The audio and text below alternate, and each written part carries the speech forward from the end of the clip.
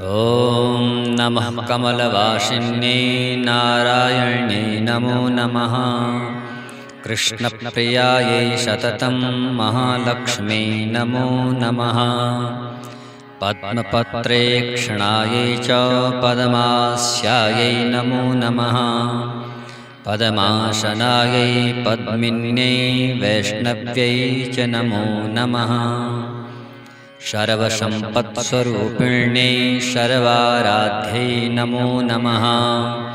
हरिभक्तिप्रदात्रै च हर्षदात्रै नमो नमः। कृष्णवक्षस्थितायै च कृष्णे सायै नमो नमः। चन्द्रशोभास्वरूपायै रत्नपद्मे च शोभने सम्पत्त्यधिष्ठात्री देव्यै महादेव्यै नमो नमः। नमो वृद्धिस्वरूपायै वृद्धिदायै नमो नमः।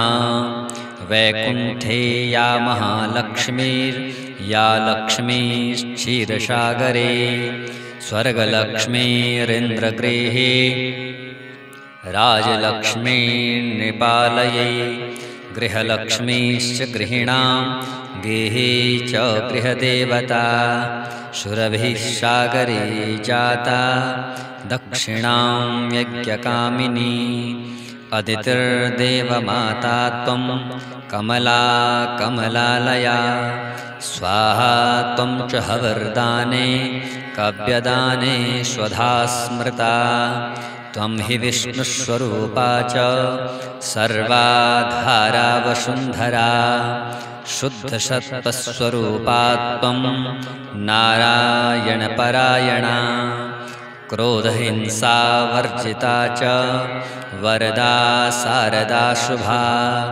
परमार्थप्रदा त्वं च हरिदास्यप्रदा परा यया विना जगत्सर्वं भस्मीभूतमशारकं जीवन्मृतं च विश्वं च शश्वत्सर्वं यया विना सर्वेषां च परा माता सर्वबान्धवरूपिणी धर्मार्थकाममोक्षाणां त्वं च कारणरूपिणी यथा माता स्तनन्धानां शिशूनां शैशवे सदा तथा त्वं सर्वदा माता सर्वेषां सर्वरूपतः मातृहीनस्तनन्धस्तु सजजीवति दैवतः त्वया हीना जनः कोऽपि न जीवत्येव निश्चितम्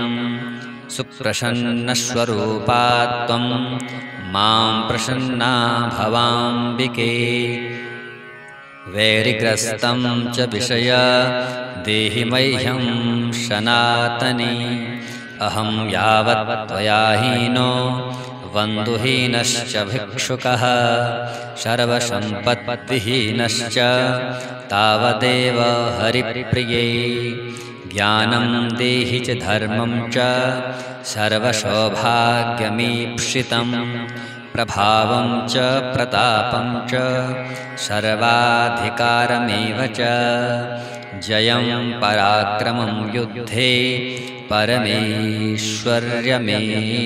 च।